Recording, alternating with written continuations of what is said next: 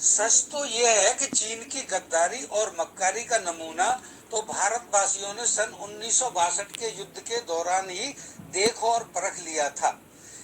यह युद्ध तो चीन ने हम पर जब थोपा जब भारत के प्रधानमंत्री पंडित जवाहरलाल नेहरू का रुझान व प्रेम चीन के प्रति अत्यधिक था।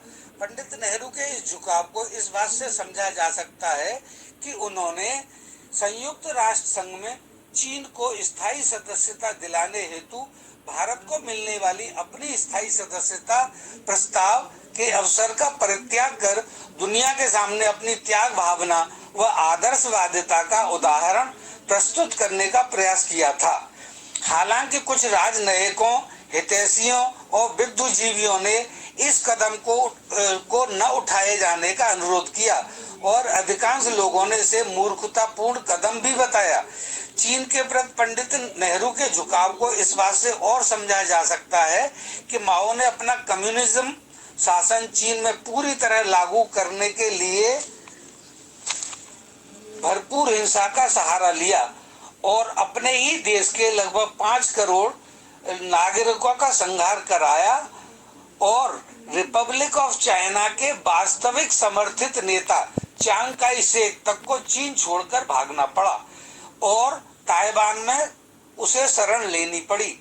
माओ की इसी भयंकर छवि के कारण ही पंडित नेहरू को संयुक्त राष्ट्र की स्थायी सीट के लिए विश्व के अनेक नेताओं ने पुनः विचार करने का अनुरोध किया था। नेहरू माओ को कई बार संभलकर चलने के लिए निर्देशित करते रहे जिससे चीन को स्थायी सदस्यता प्राप्त करने में कोई अड़ंगा पैदा न हो। बाद में अक्टूबर 1954 में जब नेहरू ने चीन की यात्रा की तो उसको दुनिया की सर्वश्रेष्ठ यात्रा बताना शुरू किया। चीन से दोस्ती प्रगाढ़ करने के लिए पंचशील जैसे सिद्धांतों को आवश्यक बताकर लागू करवाया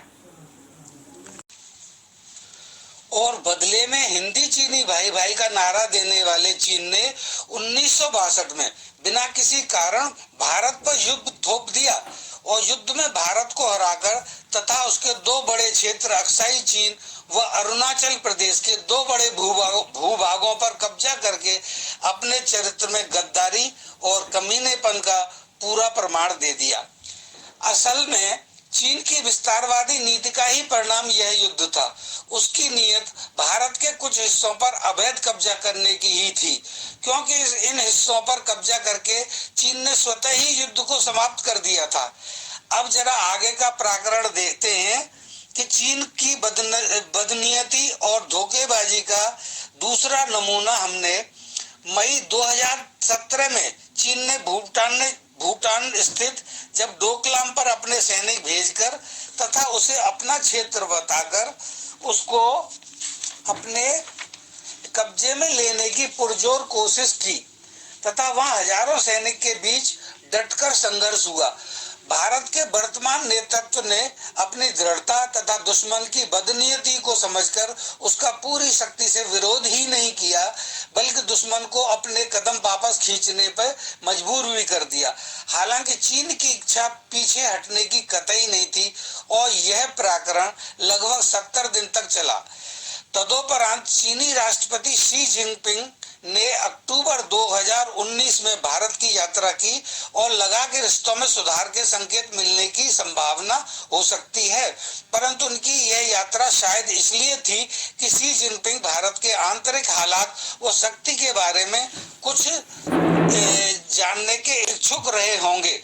परंतु पुनः जून 2020 में चीन ने अपने उसी चरित्र को बरकरार रखते हुए और उसी दुर्भावना के चलते लद्दाख में गलवान वैली पर कब्जा करने के इरादे से अपने सैनिकों को आदेशित कर दिया और उसके सैनिक LAC के अंदर तक घुस आए।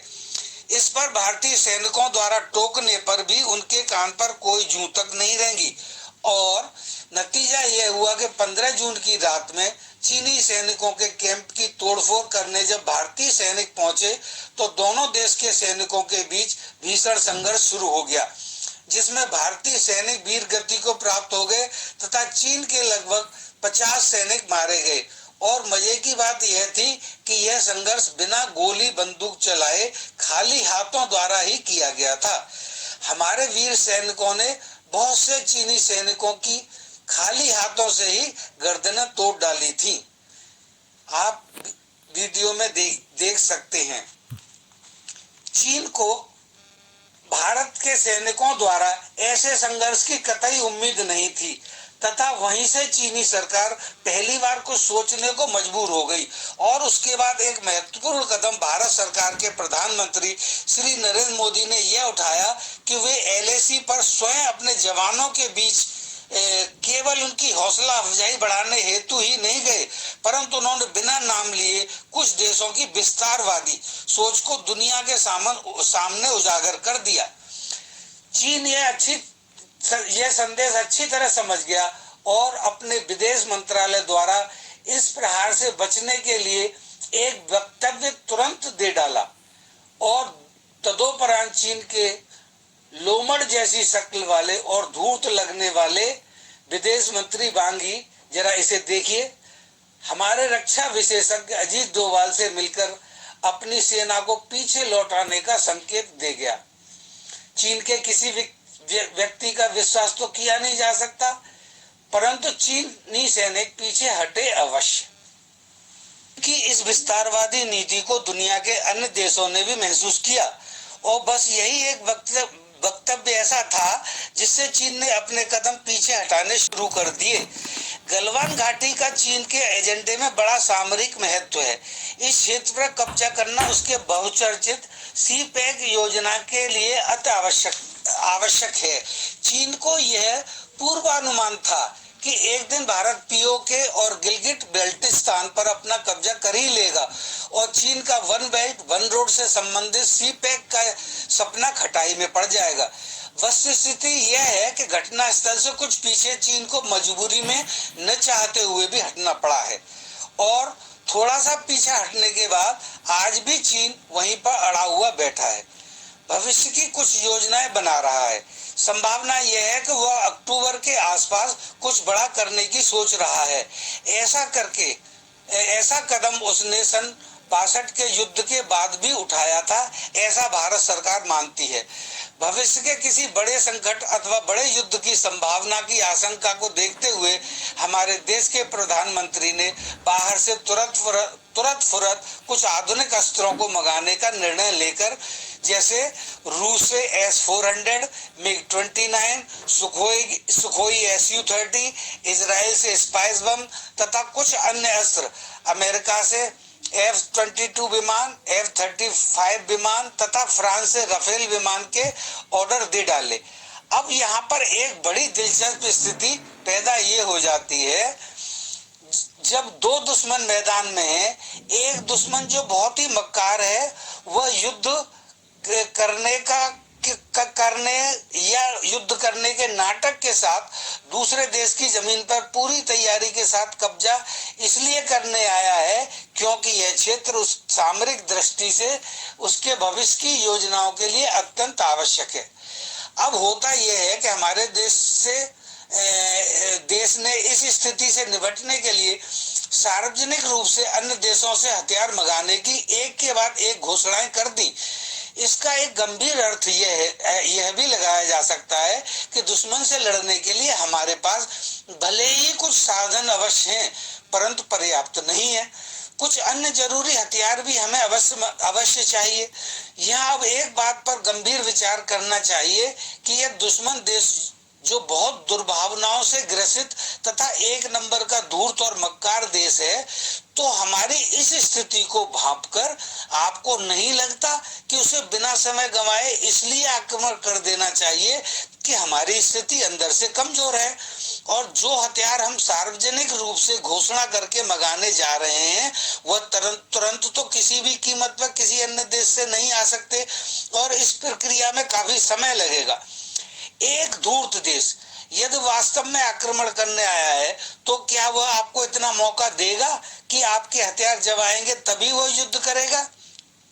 इस संक्रमणीय स्थिति में तो वह आप पर आक्रमण आक्रमण करके एक निश्चित युद्ध विजय पताका फहराने की स्थिति प्राप्त कर आपकी सारी योजनाओं को निष्क्रिय कर अपनी योजनाओं में सफल हो जाएगा। ये यहाँ बैठे मिलिट्री साइंस के विद्यार्थियों, उम्मीद है आपने इस केस स्टडी को गंभीरता से समझ लिया होगा। अच्छा, अब आप ये बताएं कि इस केस स्टडी से आपने क्या निष्कर्ष निकाला? क्या? हाँ हाँ, ठीक है। आप लोगों ने यह निष्कर्ष निकाला है कि दुश्मन वर्तमान समयावधि में आक्रमण तो बिल्कुल नहीं करेगा, परंतु उसकी दूषित मानसिकता के चलते मैं आपको यह बताना चाहता हूं कि उम्मीद अवश्य कर सकते हैं कि हमें एक तनाव में यह देश जरूर रखेगा। जैसे हमारे पड़ोसी देशों को हमारे विरुद्ध भड़काएगा, सीमा पर छुटपुट हरकतें कर सकता है, तथा पाकिस्तान जैसे हमारे दुश्मन देश को हमसे युद्ध करने को पूरी तरह भड़काएगा और उसकी मदद करेगा। इसलिए चीन प्रॉक्सी वार का सहारा अवश्य ले सकता है। अतः हमें वर्तमान में और भविष्य में भी अधिक सचेत तथा हर स्थिति से निपटने को तैयार रहने की आवश्यकता है।